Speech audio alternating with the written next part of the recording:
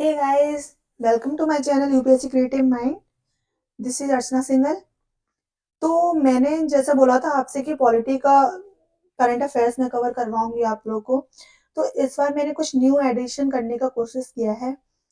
मैंने current affairs के जो भी पीवाईक्यू से रिलेटेड क्वेश्चंस थे, मतलब इस जिस टॉपिक से रिलेटेड कोई जो भी क्वेश्चंस थे प्रीवियस ईयर्स में, उनको भी इंक्लूड करने का कोशिश किया है। तो आप लोग पूरा वीडियो देखिएगा। देखिए, functioning of the parliament, state legislation and the local government, जो भी इनसे रिलेटेड न्यूज है हम उनको देखेंगे। ठीक है। Internal emergency 2024 marks the beginning of 50 years since the imposition of internal emergency on the 21st June 1975। मतलब कि 1975 में हमारी जो इमरजेंसी लगाई गई थी उसको 2024 में 15th ईयर कंप्लीट होने स्टार्ट हो गया है, मतलब। ठीक है। तो देखिए, अभी एक डे भी याद रखना है आपको, 25 जून को कॉन्स्टिट्यूशनल एसोसिएशन डे बोला गया है। ठीक है। देखिए, हम यहाँ पर ना पढ़ने की जगह हम इसको अपने नोट से पढ़ेंगे। मैं आपको बताती हूँ इससे। देखिए, ये मेरे हैंड रिटन नोट्स हैं, इनसे पढ़ेंगे। ठीक है। देख, article, sorry,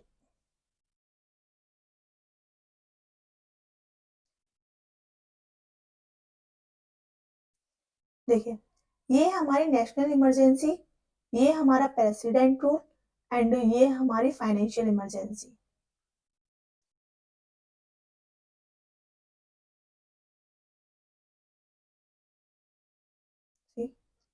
state state emergency या प्रेसिडेंट रूल बोलते हैं। ठीक है।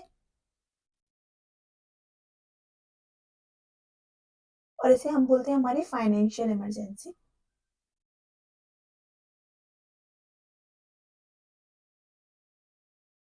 देखिए, हम इसमें अपना पूरा कंपैरिजन करके पढ़ेंगे, क्योंकि कुछ इस टॉपिक में बहुत सारे जो क्या कहते हैं डाउट्स रहते हैं। देखिए, हमारी जो नेशनल इमरजेंसी है वो आती है आर्टिकल 352 में, जबकि हमारी स्टेट इमरजेंसी या प्रेसिडेंट रूल आता है 356 365 आर्टिकल में। और हमारा जो फाइनेंशियल इमरजेंसी है वो आती है 360 आर्टिकल में। ठीक है। अब हम बात करते हैं ग्राउंड ऑफ डिक्लेरेशन की। देखिए, जो नेशनल इमरजेंसी है ना, वो चार उस पर लगाई जा सकती है: war, external aggression, arm rebellion, entire country और अ पार्ट ऑफ इट। देखिए, ये क्वेश्चन आ सकता है कि एंटायर कंट्री में या फिर पार्ट ऑफ इट, मतलब कि कंट्री के किसी भी पार्ट में नेशनल इमरजेंसी को भी लगाया जा सकता है। ठीक है। दूसरा, हमारे स्टेट इमरजेंसी कब होती है? जब भी फेलियर ऑफ कॉन्स्टिट्यूशनल मशीनरी। देखिए, इसमें दो आर्टिकल्स आते हैं हमारे, 356 एंड 365। 356 में क्या होता है कि जो state can not work according to the provision of the constitution, मतलब कि कोई भी स्टेट यदि कॉन्स्टिट्यूशन के प्रोविजंस को फॉलो नहीं करता है तो आर्टिकल 356 के थ्रू स्टेट इमरजेंसी या प्रेसिडेंट रूल लगाया जाता है। जबकि यदि कोई स्टेट सेंटर के साथ, मतलब जैसे जो सेंटर के प्रोविजंस है या सेंट्रल गवर्नमेंट जो कर रही है उसके अकॉर्डिंग यदि स्टेट गवर्नमेंट या स्टेट नहीं काम करता है तो उस पे जो 365 के अकॉर्डिंग प्रेसिडेंट रूल लगता है। ठीक है। तीसरा, हमारा फाइनेंशियल इमरजेंसी। तो आप लोग, फाइनेंशियल जब भी थ्रेट होता है या इनस्टेबिलिटी होती है तब हमारी फाइनेंशियल इमरजेंसी लगती है। देखिए, अब इन तीनों में ही जुडिशियल रिव्यू हो सकता है, मतलब कि तीनों में ही जुडिशियल रिव्यू हो सकता है किस बेसिस पर ये इमरजेंसी को लगाया गया है, ये सही बेसिस भी है या नहीं, ये इस इमरजेंसी का कोई गलत यूज तो नहीं किया जा रहा। ठीक है। अब अप्रूवल। देखिए, यदि हम नेशनल इमरजेंसी की बात करें तो हमारे जो both house of the parliament, देखिए ये याद रखना है आप लोगों को, both the house of the parliament with in a 1 month special majority. National emergency को लगाने के लिए हमें वो दोनों हाउसेस की, मतलब कि लोकसभा एंड राज्यसभा दोनों की ही परमिशन चाहिए होती है। लोकसभा प्लस राज्यसभा दोनों की ही परमिशन चाहिए होती है विद इन अ 1 month। मतलब कि यदि कोई लॉ लाया गया है, मतलब इमरजेंसी के लिए, तो उसको 1 month में ही पास करना है। ठीक है। और किससे? Special majority. ठीक है। स्पेशल मेजोरिटी मतलब कि, मैं बताती हूँ आपको। ठीक है। बोथ हाउसेस, अब देखिए state emergency both houses of the parliament, इसमें 2 मंथ है, इधर क्या था 1 मंथ, लेकिन यहाँ पे क्या है 2 मंथ। और इसमें क्या है सिंपल मेजोरिटी से अप्रूवल होना चाहिए, इधर क्या था स्पेशल मेजोरिटी से, ठीक है। तो जो नेशनल इमरजेंसी है वो 1 मंथ में स्पेशल मेजोरिटी से पास होनी चाहिए, और जो स्टेट इमरजेंसी है वो 2 मंथ में सिंपल मेजोरिटी से पास होनी चाहिए। जबकि जो फाइनेंशियल इमरजेंसी है वो 2 मंथ में सिंपल मेजोरिटी से, मतलब कि स्टेट इमरजेंसी और हमारा जो फाइनेंशियल इमरजेंसी है उन दोनों का प्रोविजन सेम है, ठीक है, अप्रूवल का। अब आते हैं हम कंटिन्यूएशन का, मतलब कि जो हमारी नेशनल इमरजेंसी है वो 6 महीने तक, यदि एक बार यदि कोई इमरजेंसी लगाई, फॉर एग्जाम्पल अभी हमारा चल रहा है जनवरी, तो जनवरी में यदि इमरजेंसी लगाई तो वो 6 महीने तक कंटिन्यू रहेगी, और 6 महीने बाद हमको इसको फिर से अप्रूवल करवाना पड़ेगा। कंटिन्यूएशन के लिए भी हमें क्या करवाना पड़ता है, इसका अप्रूवल करवाना पड़ता है। देखिए, ठीक है, और ये कब तक लगाई जा सकती है, इनफाइनाइट पीरियड तक, याद रखना है कि जो नेशनल इमरजेंसी है वो इनफाइनाइट पीरियड तक लगाई जा सकती है। लेकिन देखिए स्टेट इमरजेंसी भी 6 मंथ तक अप्रूवल करवा पड़ती है, और ये कब कितने मैक्सिमम 3 महीने तक, सॉरी 3 इयर्स तक, मैक्सिमम कितने 3 इयर्स तक, और अप्रूव करवानी पड़ती है एवरी 6 मंथ, ठीक है। और जो लेकिन फाइनेंशियल इमरजेंसी क्या होगी, इंडेफिनेटली, मतलब यदि फाइनेंशियल इमरजेंसी लग गई तो इनडेफिनेट टाइम तक लगाई जा सकती है, नो अप्रूवल, इसके लिए कोई अप्रूवल नहीं देना पड़ता इसके कंटिन्यूएशन के लिए, ठीक है। ठीक है, अब देखिए हमने अभी अप्रूवल पढ़ा था कि जब इमरजेंसी लगाई जाती है तब किस किस का, तो वो हम लोगों ने पढ़ लिया। अब देखिए कंटिन्यूएशन के लिए अप्रूवल के लिए क्या क्या करना पड़ता है। देखिए नेशनल इमरजेंसी में either house of the parliament by special majority, यहाँ बोथ ऑफ द हाउसेस थे, लेकिन यहाँ पे क्या है कंटिन्यूएशन के लिए आइदर हाउस, या तो लोकसभा पास कर दे और या फिर राज्यसभा, यहाँ पर दोनों को पास करने की जरूरत थी, लेकिन यहाँ पर कोई एक भी हाउस यदि स्पेशल मेजोरिटी से पास कर दे। वही हमारा जो स्टेट स्टेट इमरजेंसी का प्रोविजन है वो either house of the parliament by the simple majority, मतलब कि कोई भी हाउस पार्लियामेंट का मतलब कि लोकसभा या राज्यसभा सिंपल मेजोरिटी से पास कर दे तो क्या होगा हमारा स्टेट इमरजेंसी। और फाइनेंशियल इमरजेंसी में तो हमने पढ़ा ही है कि कोई अप्रूवल की जरूरत नहीं है। अब देखिए रिवोकेशन, मतलब कि इसको हटाते कैसे हैं, बाय प्रेसिडेंट। नेशनल इमरजेंसी किसके द्वारा, प्रेसिडेंट के द्वारा। स्टेट इमरजेंसी भी किसके द्वारा, प्रेसिडेंट के द्वारा। और फाइनेंशियल इमरजेंसी भी हमारी किसके द्वारा रिवोक की जाती है, प्रेसिडेंट के द्वारा। तो ये तीनों में कॉमन है। अब देखिए नेशनल इमरजेंसी में क्या होता है, 1/10 of the total number of a member of the Lok Sabha given return notice to the speaker passed by the Lok Sabha only simple majority. देखिए ये मतलब मुझे लगता है कि ये वाला जो टॉपिक है वो थोड़ा सा मतलब कि कंफ्यूजिंग टॉपिक है कि कहाँ पर हमें सिंपल मेजोरिटी चाहिए, कहाँ पर हमें स्पेशल मेजोरिटी चाहिए, कहाँ पर हमें लोकसभा राज्यसभा दोनों का अप्रूवल चाहिए, कहाँ पर हमें लोकसभा अकेले का या राज्यसभा अकेले का अप्रूवल चाहिए। तो मैंने कोशिश की है कि मैं आपको ये पूरा क्लियर कर पाऊँ। देखिए रिवोकेशन में हमें यदि लोकसभा के पास 1/10 of the total member, for example 550 हमारे मेंबर है तो उनका 1/10 मतलब कि 55 मेंबर्स होने चाहिए। रिटर्न में यदि नोटिस देते हैं स्पीकर को कि मतलब जो इमरजेंसी उसको रिवोक किया जाए तो उसको क्या करते हैं प्रेसिडेंट पास कर देते हैं, ठीक है, सिंपल मेजोरिटी से। और इसको प्रेसिडेंट एट एनी टाइम और इसको भी president at any time revoke कर सकता है। अब आ जाता है हमारे इफेक्ट क्या क्या पड़ता है। देखिए सेंटर के पास पावर आ जाती है यदि नेशनल इमरजेंसी होती है तो, और वो क्या करती है कंट्रोल करने लगती है स्टेट के फाइनेंस को और स्टेट के जो सब्जेक्ट्स हैं उन सबको, ठीक है। ये वही हमारे जो प्रेसिडेंट रूल लगता है, मतलब कि स्टेट इमरजेंसी लगती है तो क्या होता है प्रेसिडेंट डिसमिस कर देता है स्टेट काउंसिल, ये ध्यान रखना, स्टेट काउंसिल ऑफ मिनिस्टर। इससे मैंने अभी क्वेश्चन भी डाला है नेक्स्ट स्लाइड में, ठीक है।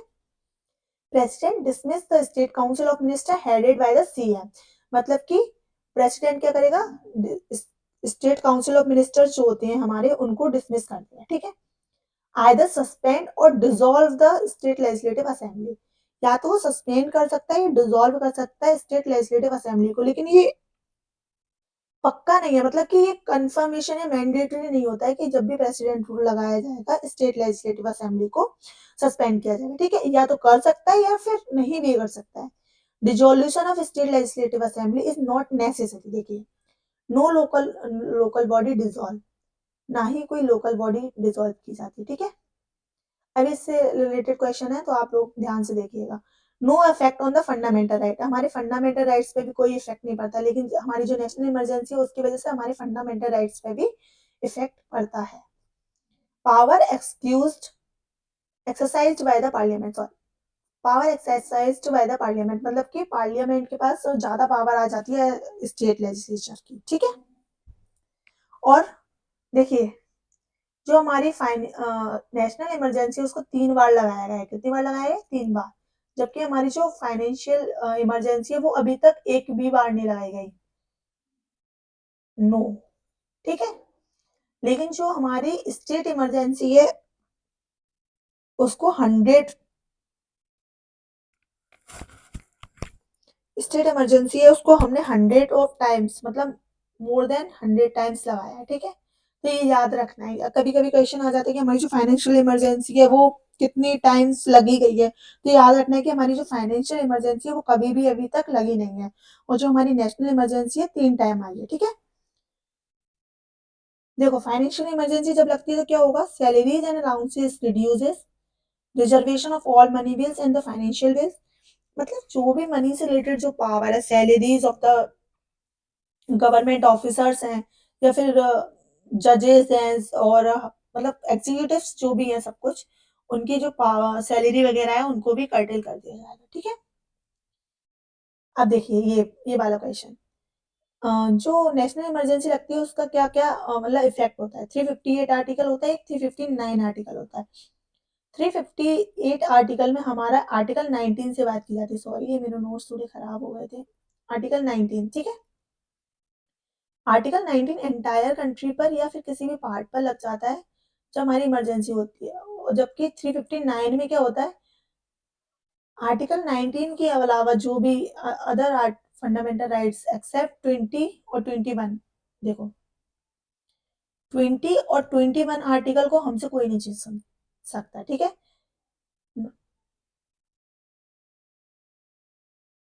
देखिए, 359 के अंदर हमारे जो अदर आर्टिकल्स हैं, अदर फंडामेंटल राइट्स हैं, एक्सेप्ट आर्टिकल 20 और 21, ठीक है, इनको क्या कर दिया जाता है, इनका जो इन्फोर्समेंट है, मतलब कि इसके लिए हम कोर्ट नहीं जा सकते, इन्फोर्समेंट है वो हटा दिया जाता है, लेकिन ये सस्पेंड नहीं होते, ठीक है। जबकि आर्टिकल 358, सॉरी 358 का जो आर्टिकल 19 का कॉन्सेप्ट है वो क्या होता है, अपने आप से लग जाता है, ये लगाना पड़ता है, लेकिन ये क्या होता है, अपने आप लग जाता है, ठीक है।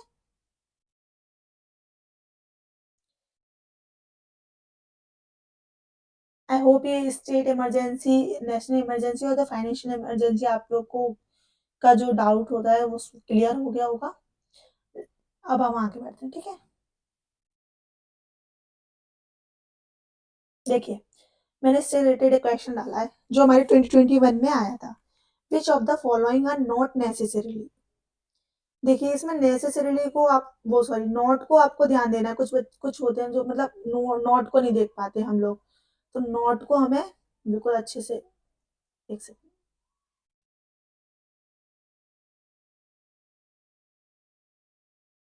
Not necessarily the consequences of the proclamation of the president's rule in the state, ठीक है, मतलब कि कौन सा ऐसा कॉन्सिक्वेंसेस है जो प्रेसिडेंट रूल से नहीं होता है, मतलब कि क्या जरूरी नहीं है। देखिए,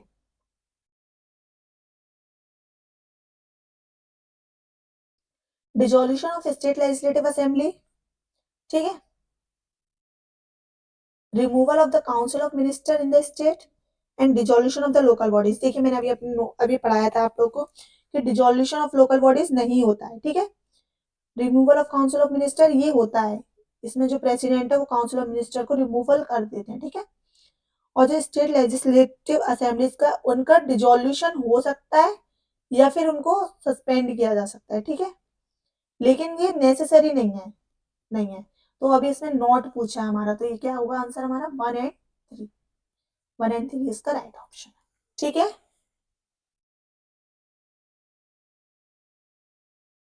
देखिए क्वेश्चन ये भी है, which of the following are the exclusive power of Lok Sabha. Lok Sabha के क्या एक्सक्लूसिव पावर्स हैं, देखिए, ratify the declaration of emergency, अभी हमने पढ़ा था, हर किसी में लोकसभा प्लस राज्यसभा का अप्रूवल चाहिए था हमें, तो ये स्टेटमेंट हमारा गलत हो गया। ठीक है, तो ये देखो फर्स्ट, देखिए ये नहीं होता है कि हमें सारे ऑप्शंस का जवाब आना चाहिए, लेकिन हमें क्वेश्चन को सॉल्व करने की टेक्निक्स भी पता होनी चाहिए। तो देखिए मेरे इससे फर्स्ट ऑप्शन कट गया, ये कैंसिल हमारा, ये कैंसिल, अब बचा हमारा 2 एंड 3। तो हम हमारा क्या होगा, या तो 2 सही होगा या 3 सही होगा, देखिए पढ़ते हैं। To pass a motion of no confidence against the council of minister, council of minister के अगेंस्ट नो कॉन्फिडेंस मोशन को पास करना है। ठीक है, और to impeach the president of India, देखिए इम्पीच यदि प्रेसिडेंट को करेंगे तो लोकसभा प्लस राज्यसभा दोनों की इक्वल पावर होती है, लेकिन नो कॉन्फिडेंस मोशन जो होता है ना हमारा, ओनली लोकसभा में आता है। ठीक है, राज्यसभा में कोई नो कॉन्फिडेंस मोशन आते ही नहीं है, क्योंकि राज्यसभा कभी भी डिसॉल्व नहीं हो सकती, डिसॉल्व ही नहीं होती, बिकॉज उसमें परमानेंट बॉडी है वो। ठीक है, तो इसका आंसर क्या हो जाएगा, ट्रू ओनली। देखिए अब हमारे अगले टॉपिक पे आ जाते हैं। देखिए ये सब मैंने आपको बता दिया, 52 आर्टिकल से 360 पार्ट 18 पार्ट में आती है कॉन्स्टिट्यूशन की। ठीक है, ये सब आप लोग पढ़ लेना एक बार। देखिए ये वाला एक कॉन्सेप्ट है, only on the return advice of the cabinet by the cabinet on the president. ठीक है, ये याद रखना है। अब देखिए हमारा अगला टॉपिक है हमारा anti defection law. Supreme Court ने डिसमिस कर दी writ petition challenging the constitutionality of the 10th schedule. देखिए इससे काफी बार हमारे क्वेश्चन आए हैं। ठीक है, तो हम इसको अच्छे से देख लेते हैं। Anti defection law, anti defection law क्या होता है कि जो हमारे जो एमएलएज हैं उनको डिस्क्वालीफाई करने का काम करता है, मतलब कि इसके कुछ प्रोविजंस होते हैं जो कि मैं अभी आपके साथ डिस्कस करूंगी। टेंथ ये 10th शेड्यूल में दिया गया है, under the 52nd constitutional amendment act 1985।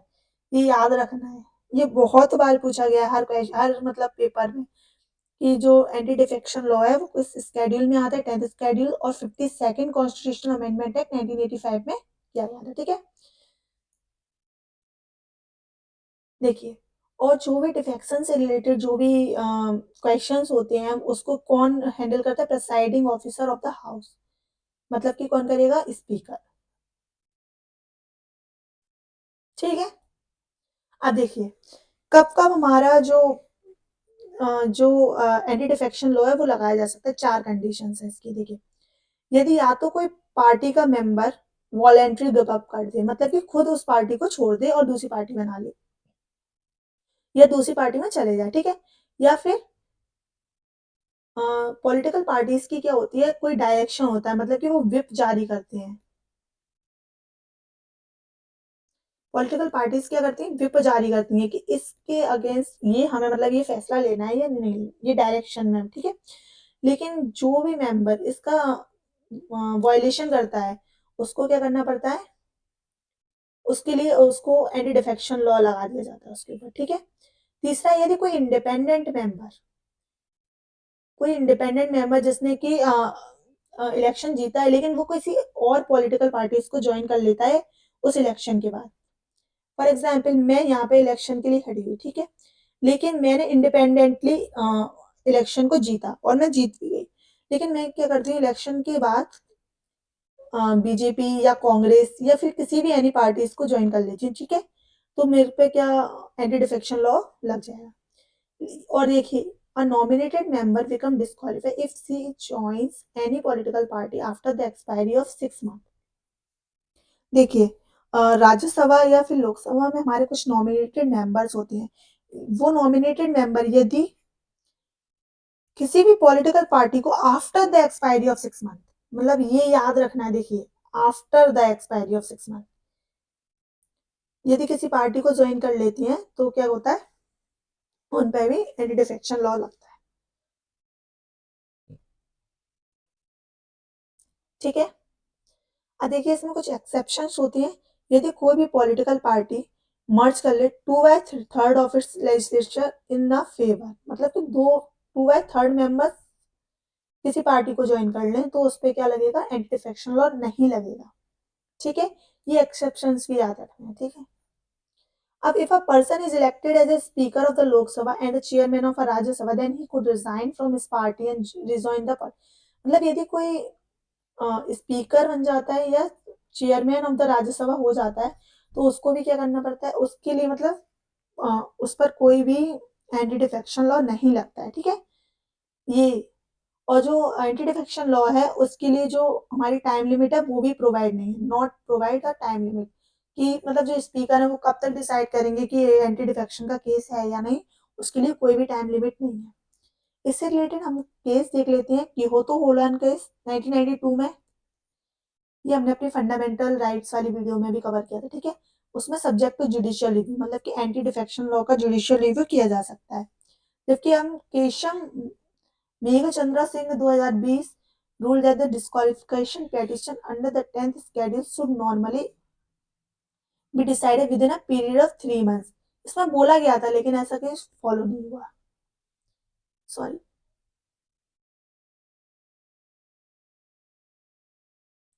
देखिए अब मैं इससे रिलेटेड एक कुछ बातें आप लोग के साथ क्वेश्चन डिस्कस कर लेती हूँ कुछ, एक मिनट।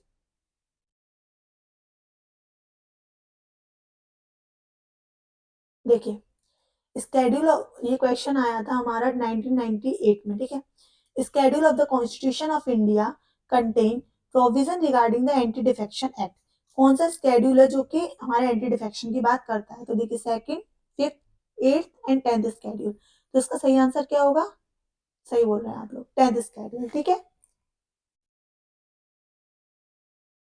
देखिए हम एक और क्वेश्चन मैंने डाला है, इसका 2022 में आया है, जो कि देखिए वर्ड्स को ध्यान से पढ़ना होता है, वर्ड्स में कंफ्यूजन करके ये चीजें हमारी गलत हो जाती है थोड़ा सा। देखिए, with reference to the anti-defection law in India, consider the following statement. First, the law specifies that a nominated legislature cannot join any political party within a 6 month। देखिए मैंने आपको अभी बताया था कि ये वर्ड्स को क्लियरली देखना है, विद इन अ 6 मंथ। अभी हमने क्या पढ़ा था, मैंने फोकस देके बताया था कि आफ्टर द 6 मंथ बोला है, क्या बोला था, after the 6 month of being appointed to the house. ठीक है, the law does not provide any time frame within which the presiding officer has to decided a defection case. ठीक है, तो मैंने बताया था कि स्पीकर के पास कोई भी टाइम फ्रेम नहीं दिया जाता है कि वो कब तक डिसाइड करेंगे कि डिफेक्शन का केस है या नहीं है। तो ये वाला हमारा स्टेटमेंट सही हो गया, और पहला वाला क्या गलत हो गया। देखिए अपन पढ़ लेते हैं, the law specifies the nominated legislature can not join any political party month of being appointed in the house, लेकिन हम ये वर्ड्स को छोड़ देते हैं, विद इन, तो ये क्या आएगा, आफ्टर दैट। ठीक है, तो ये वाला स्टेटमेंट रॉन्ग हो गया, तो इसका आंसर क्या होगा, only B, sorry only two option. ठीक है,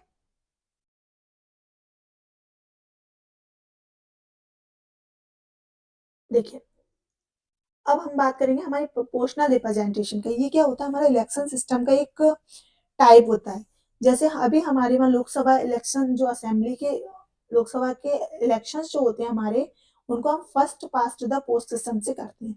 लेकिन अभी कुछ एक्सपर्ट्स बोल रहे हैं कि इसमें हमें प्रोपोर्शनल रिप्रेजेंटेशन का यूज करना चाहिए इन द लोकसभा और स्टेट लेजिस्लेटिव असेंबलीज इलेक्शंस में। देखिए तो पहले हम देख लेते हैं कि ये दोनों इलेक्शंस के क्या क्या होता है। देखिए मैं आपको वैसे समझा देती हूँ, जो first past the post system है हमारा, देखिए फर्स्ट पास्ट द पोस्ट, ये है हमारा, इसमें क्या होता है कि जो हमारी कॉन्स्टिट्यूएंसीज डिसाइड कर ली जाती हैं उनको डिवाइड कर दिया जाता है, हर एक कॉन्स्टिट्यूएंसी से 1 मेंबर इलेक्ट होता है, ठीक है। और ये कॉन्स्टिट्यूएंसीज कौन डिसाइड करता है? ज्योग्राफिकल एरिया होता है जिसको हम डिलिमिटेशन कमीशन के अकॉर्डिंग डिफाइन करते हैं, मतलब ठीक है, डिलिमिटेशन कमीशन इसको करता है।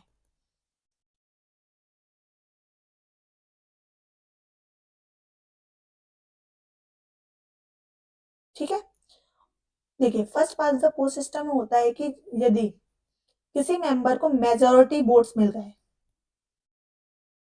ठीक है, देखिए ये एक ए इंसान है, एक बी पार्टी है, एक सी इंसान, मतलब एक ए कैंडिडेट है, एक बी कैंडिडेट है, एक सी कैंडिडेट है। यदि ए कैंडिडेट को मिले हैं 80 वोट्स, बी कैंडिडेट को मिले 50 वोट्स एंड सी कैंडिडेट को मिले 100 वोट्स, तो इसमें ये नहीं देखा जाता कि 50% या 60%, नहीं, इसको जिसमें भी मेजोरिटी ऑफ द वोट्स मिली हैं जिस भी पर्सन को, उसको क्या हुआ, वो इलेक्टेड हो जाएगा, मतलब विन कर जाएगा, ठीक है। तो इसमें क्या होगा, हमारा जो सी मेंबर है वो इलेक्शन को जीत जाएगा, ठीक है। लेकिन वही हमारा जो फर्स्ट प्रोपोर्शनल रिप्रेजेंटेशन होता है उसमें क्या होता है, कोई भी लार्ज जोग्राफिकल एरिया को क्या कर दिया जाता है, कॉन्स्टिट्यूएंसी डिक्लेयर कर दिया जाता है, ठीक है।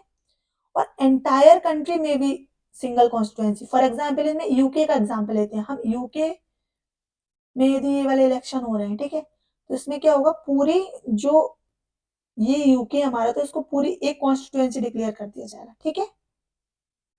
इसमें देखिए every constituency elect one representative, लेकिन यहाँ पर क्या होता है, एक एक कॉन्स्टिट्यूएंसी से मैनी मेंबर्स इलेक्ट हो सकते हैं, ठीक है, मोर मेंबर इलेक्ट हो सकते हैं, ठीक है। यहाँ पे क्या होते हैं, वोटर्स किसके लिए वोट करते हैं, कैंडिडेट के लिए वोट करते हैं, लेकिन यहाँ पर वोटर्स वोट करते हैं पार्टी के लिए। ये आप लोगों को याद रखनी है, ये मैं बता रही हूँ ना, वो चीजें क्वेश्चंस पूछे जाते हैं, ठीक है। यहाँ पे वोट क्या कहते हैं, पार्टीज के लिए होते हैं। यहाँ पे जो सीट का डिस्ट्रीब्यूशन होता है वो कैसे होता है, more seat than the votes in the legislature, मतलब यहाँ पर ना हमें 50+1% जो वोट्स का कॉन्सेप्ट है उसको नहीं करना होता। मैंने अभी बताया ना आपको कि यदि किसी ने मेजोरिटी ऑफ द वोट्स जीत लिए हैं तो वो इलेक्ट हो जाता है। लेकिन यहाँ पर क्या होता है, every party get a seat in the legislation proportion to the percentage of a votes. यदि फॉर एग्जाम्पल, देखिए मैं आपको यहाँ समझाती हूँ, यदि फॉर एग्जाम्पल यहाँ पर किसी बंदे को 40%, यहाँ पे 30%, यहाँ पे 50%, मैं एग्जाम्पल ले रही हूँ बस, तो क्या होगा, जो ए कैंडिडेट होगा उसको 40% सीट्स मिल जाएंगी, इसको 30%, इसको 50%, ये प्रोपोर्शनल रिप्रेजेंटेशन में होता है हमारे, ठीक है। अब देख लेते हैं इनके एग्जाम्पल्स। और जो first past the post system होता है वो हमारे यूएसए, यूके, कनाडा, इंडिया, जो हमारी लोकसभा लेजिस्लेटिव असेंबलीज में चलता है वो। और जो हमारा रिप्रेजेंटेशन वाला होता है, प्रोपोर्शनल रिप्रेजेंटेशन, वो इजराइल और नीदरलैंड में भी, वो नीदरलैंड में चलता है, ठीक है। अब इसके हमारे जो बेनिफिट्स और कंसर्न देख लेते हैं कि देखो ये एक तो हमारे सिंपल टू अंडरस्टैंड है, मतलब हमारे समझने में, क्योंकि हमारे वहाँ की जो पॉपुलेशन है वो बहुत ज़्यादा पढ़ी लिखी नहीं है कुछ, तो ये हमारे लिए अच्छा है। स्टेबल गवर्नमेंट फॉर्म करती है इससे, encourage voters from the different social groups to come together to win an election in the locality, ठीक है। लेकिन यहाँ पे क्या होता है, ऑल पार्टीज का रिप्रेजेंटेशन होता है, फेयर ट्रीटमेंट होता है माइनॉरिटी पार्टीज का, ठीक है। Fewer votes are wasted as more people preference are taken into the account, ठीक है। ये लोग ये आप पढ़ लेना, ठीक है। अब देखिए types of proportional representation system में ये होते हैं, single transferable vote system, list system and mixed member. अपन को कुछ याद रखने की जरूरत नहीं, अपन को ये याद, सिंगल ट्रांसफरेबल वोटर सिस्टम, ये किस किस में यूज होता है, हमारा राज्यसभा और हमारे जो प्रेसिडेंट और वाइस प्रेसिडेंट के जो इलेक्शन होते हैं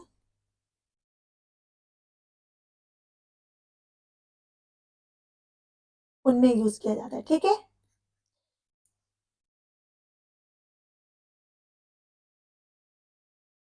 देखिए ये लिखा भी था, Rajya Sabha, state legislative assemblies, president and the vice president, ठीक है, ऑर्डर ऑफ प्रेफरेंस पे दिया जाता है। देखिए अगला टॉपिक है हमारा parliamentary committee. Lok Sabha moved motion to form the public account committee and the estimate committee. अभी हम देख लेते हैं कि पार्लियामेंट्री कमेटी क्या होती है। ये अपॉइंट और इलेक्टेड बाय द हाउस और nominated by the speaker and which work under the director of speaker. देखिए पार्लियामेंट्री कमेटीज क्यों बनाई जाती है कि असिस्टेंस प्रोवाइड करने के लिए या फिर हमारी जो पॉलिसीज होती हैं उनको स्क्रूटनी करने के लिए या फिर हमारे जो भी एक्सपेंडिचर्स हो रहे हैं फाइनेंशियल फाइनेंशियल जो भी एक्सपेंडिचर्स होते हैं उनको वॉच करने के लिए। ठीक है, ये हमारी जो कमिटीज हैं उनको बनाया जाता है। अब देखिए ये क्या करती हैं, जो कमिटीज होती हैं वो हाउस को रिपोर्ट करती हैं। ठीक है, और क्या कहते हैं ये आर्टिकल 105 और 108।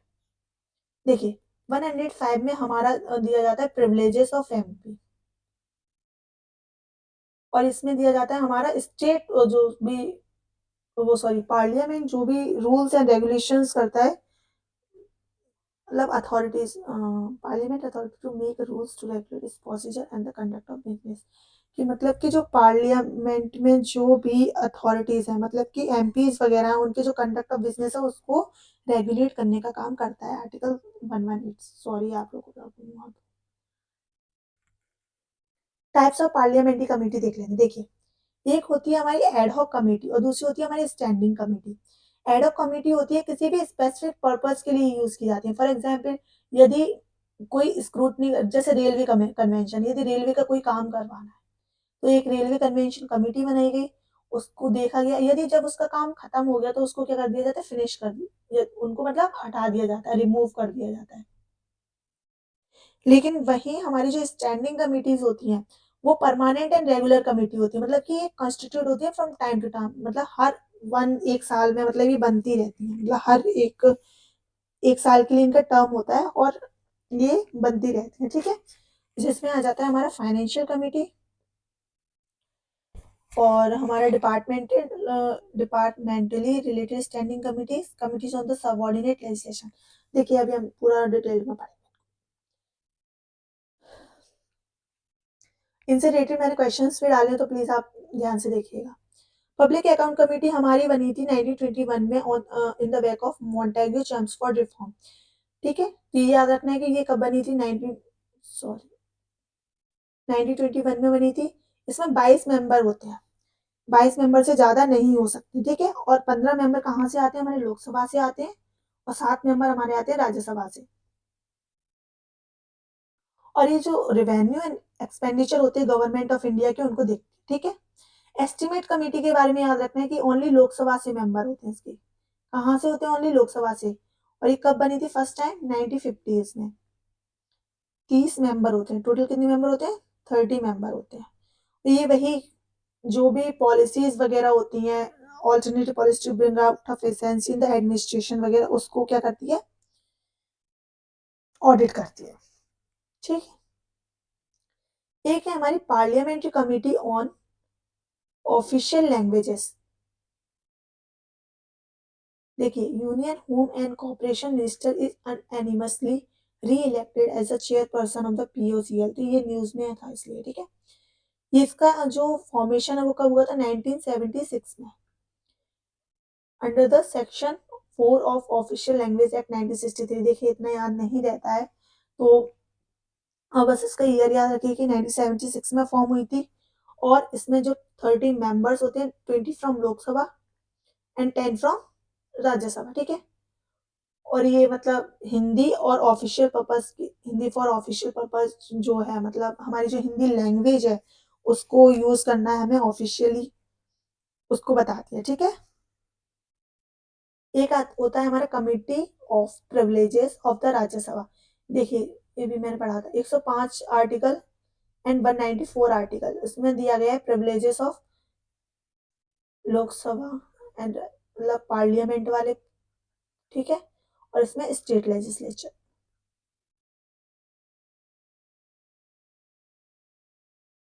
ठीक है, privileges committee of the Rajya Sabha held 12 opposition MPs guilty of misconduct. मतलब प्रिविलेजेस कमेटी क्या देखती है कि जो मेंबर ऑफ पार्लियामेंट है वो क्या अपने जो प्रिविलेजेस दिए गए हैं जिनको उनको जो कुछ ऐसे रियायतें दी गई हैं जिसके वो अच्छे से अपना जो काम है वो कर सकें, तो उनको ब्रीचेस तो नहीं कर रहे हैं, उनको तोड़ तो नहीं रहे हैं, तो उसके लिए कमिटी रिकमेंडेशन देती है। ठीक है, इसमें 10 मेंबर्स होते हैं जो कि राज्य नॉमिनेटेड किए जाते हैं राज्यसभा चेयरमैन के द्वारा इन द राज्यसभा। ये याद रखना है, राज्यसभा में 10 मेंबर नॉमिनेटेड किए जाते हैं जबकि लोकसभा में 15 मेंबर नॉमिनेटेड किए जाते हैं स्पीकर के थ्रू। ठीक है, राज्यसभा में 10 मेंबर और जो स्पीकर है वो लोकसभा में 15 मेंबर को नॉमिनेट करता है। और चेयरमैन कौन होगा? राज्यसभा से राज्यसभा का चेयरमैन और लोकसभा से लोकसभा का स्पीकर इसका चेयरमैन होता है। कैबिनेट कमेटी, देखिए ये इंपॉर्टेंट है, क्वेश्चन आता है। कैबिनेट कमेटी क्या होती है? हमारी एक्स्ट्रा कॉन्स्टिट्यूशनल कमेटी। अब क्वेश्चन क्या आ जाएगा कि क्या ये स्टैट्यूटरी कमेटी है? नहीं। क्या ये कॉन्स्टिट्यूशनल कमिटीज है? नहीं। ये कौन सी है? एक्स्ट्रा कॉन्स्टिट्यूशनल कमेटी है जो कि मेंशन नहीं है कॉन्स्टिट्यूशन में। ठीक है, however government of India transaction of business rule 1961 provide for their establishment. ठीक है, तो ये याद रखना है कि ये एक्स्ट्रा कॉन्स्टिट्यूशनल बॉडीज हैं। ठीक है, और ये क्या करती हैं? डिसीजन मेकिंग में हेल्प करती हैं। देखिए 8 टोटल कितनी होती हैं? 8 टोटल हमारी कैबिनेट कमिटीज हैं जिसमें मेंबर कितने होते हैं? 3 से 8 मेंबर तक हो सकते हैं। कितने? 3 से 8 मेंबर तक। और इसे सेटअप कौन करता है? प्राइम मिनिस्टर के द्वारा सेटअप की जाती है। ठीक है, 8 कैबिनेट मिनिस्ट्री में से मोस्टली जो भी चेयरमैन होते हैं वो कौन होते हैं? प्राइम मिनिस्टर चेयरमैन होते हैं। कौन होते हैं? प्राइम मिनिस्टर चेयरमैन होते हैं।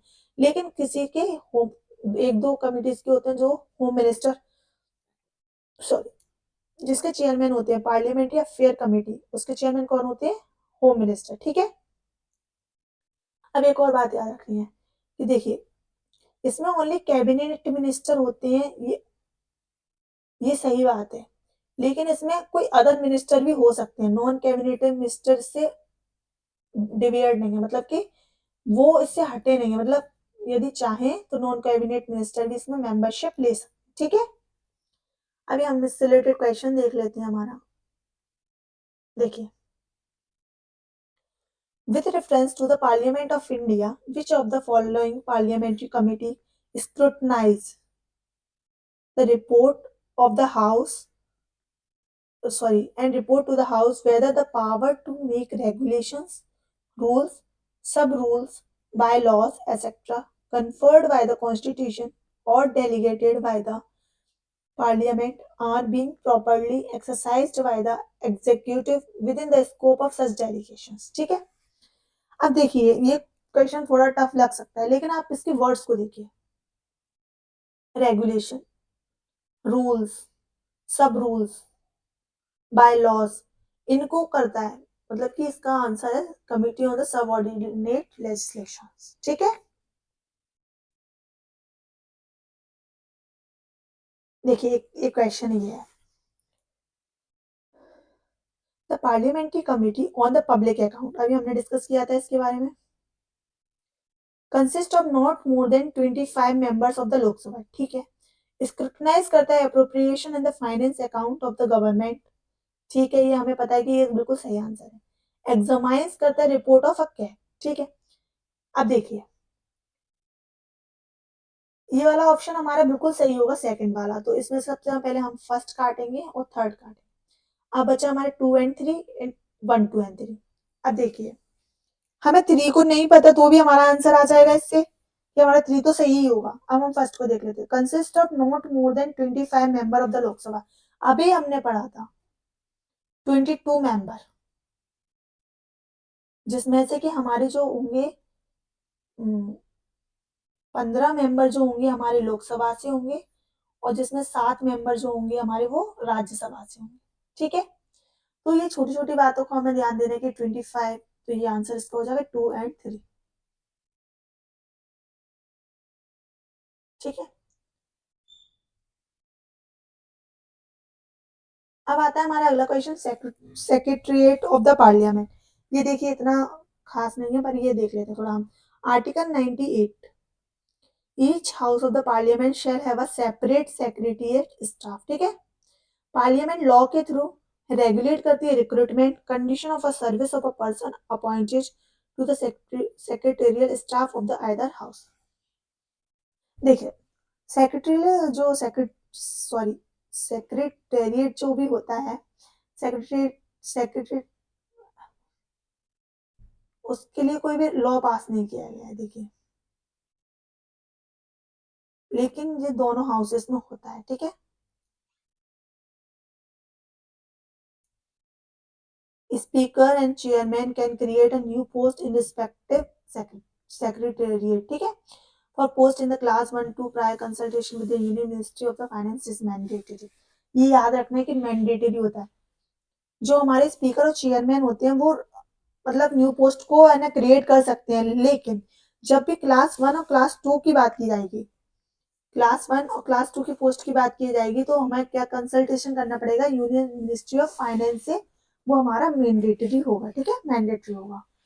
और जो secretary general of both houses rank क्या करते हैं, कैबिनेट सेक्रेटरी के बराबर, कैबिनेट सेक्रेटरी के बराबर इसकी रैंक होती है, ठीक है। सॉरी, मुझे वो प्रोनाउंशिएट करने में थोड़ा दिक्कत। ये फंक्शंस ऑफ राज्यसभा सेक्रेटेरिएट मतलब, ठीक है, असिस्टेंस करते हैं, वही फंक्शनिंग में काम करते हैं। वेरियस जो पार्लियामेंट्री कमिटीज होती हैं उनको सर्विस करने का काम करते हैं। Research and reference material prepare करते हैं। सैलरीज अलाउंसेस वगैरह को देखते हैं, ठीक है। एड एंड एडवाइस करते हैं प्रेसाइडिंग ऑफिसर्स को, फॉर एग्जांपल स्पीकर और लोकसभा चेयरमैन को हमारे, ठीक है। और ये क्या कहते हैं, डे टू डे जो प्रोसीडिंग्स होती हैं उनको प्रिपेयर करते हैं, ठीक है।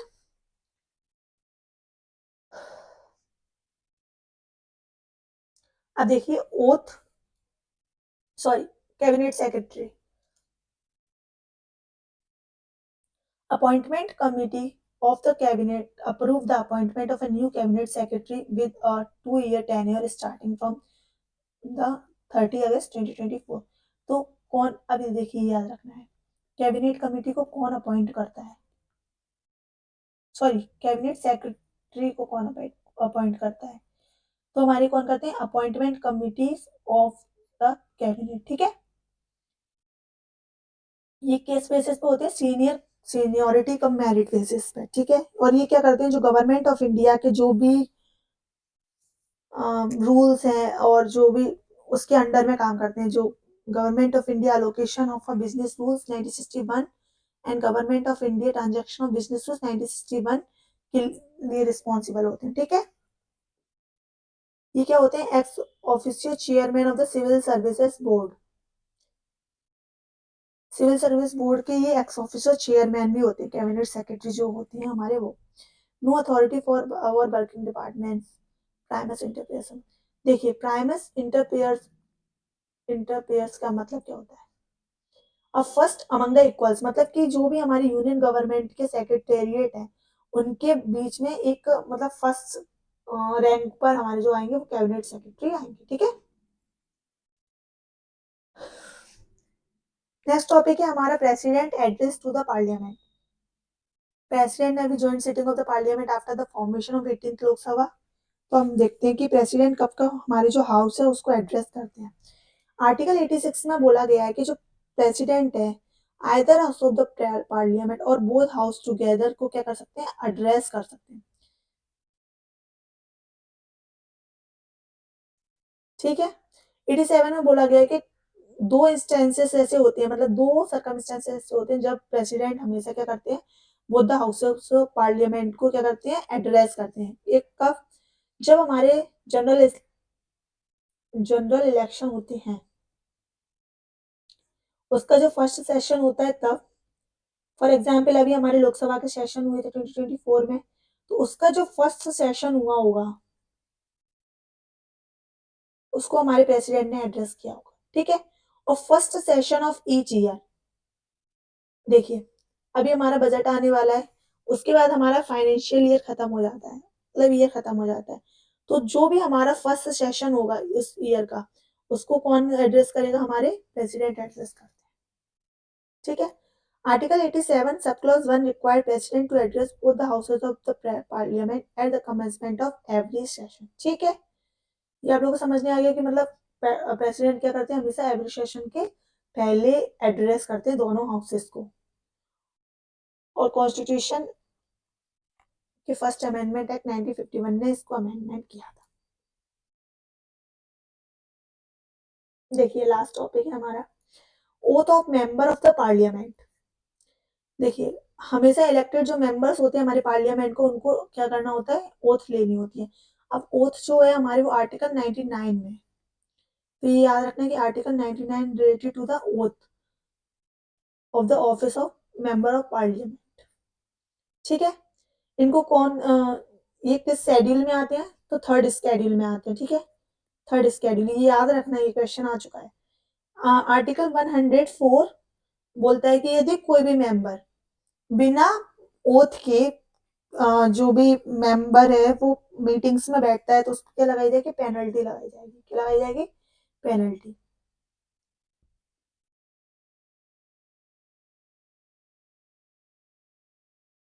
देखिए एक्सेप्शन क्या होता है, यदि कोई individual become a minister without being elected to the parliament, जैसे कि कोई भी नॉमिनेटेड मेंबर है जो कि इलेक्ट हो गया पार्लियामेंट में विदाउट एनी इलेक्शन, तो वो क्या कर सकता है, प्रोसीडिंग्स में पार्ट कर सकता है, लेकिन वो वोट नहीं कर सकता। ठीक है, यदि भी सॉरी नॉमिनेशन नहीं, यदि कोई भी मिनिस्टर बिना इलेक्शन के बना है तो वो क्या कर सकता है, प्रोसीडिंग्स में पार्ट ले सकता है, लेकिन वो वोट में पार्ट नहीं ले सकता। ठीक है, oath can be subscribed in English or any of the 22 scheduled languages। ये हमारी किसमें आती है, स्केड्यूल 8। ठीक है, लैंग्वेजेस की बात। अब इससे रिलेटेड हमारे एक क्वेश्चन है, उसको देख लेते हैं हम जल्दी से।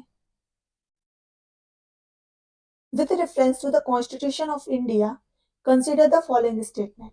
Only, देखिए ये वर्ड देखिए आप, only the Prime Minister has to take the oath of secrecy and not the other ministers। अभी हमने पढ़ा था कि सभी मिनिस्टर्स को या मेंबर्स को क्या करना पड़ता है, ओथ लेनी पड़ती है, वरना उनपे क्या लगती है, पेनल्टी लगती है। तो ये वाला स्टेटमेंट हमारा हो गया गलत। The prime minister hold office during the pleasure of president. Prime minister जो प्रेसिडेंट के प्लेजर पे काम करते हैं, सही, ये सही बात है बिल्कुल। तो हमारा ऑप्शन 2 सही हो गया। तो आई होप आप लोगों को पसंद आया होगा आज का लेक्चर, और मैंने इसमें क्वेश्चंस इंक्लूड करने की कोशिश की है। और यदि आप और कुछ भी एडिशन चाहते हैं या फिर मुझे कुछ भी इम्प्रूव करने की ज़रूरत है तो आप प्लीज़ कमेंट बॉक्स में लिख के बताइए। और इसकी जो पीडीएफ है वो आपको मेरे टेलीग्राम चैनल पर मिल जाएगी, जिसकी लिंक डिस्क्रिप्शन बॉक्स में है। Thank you so much.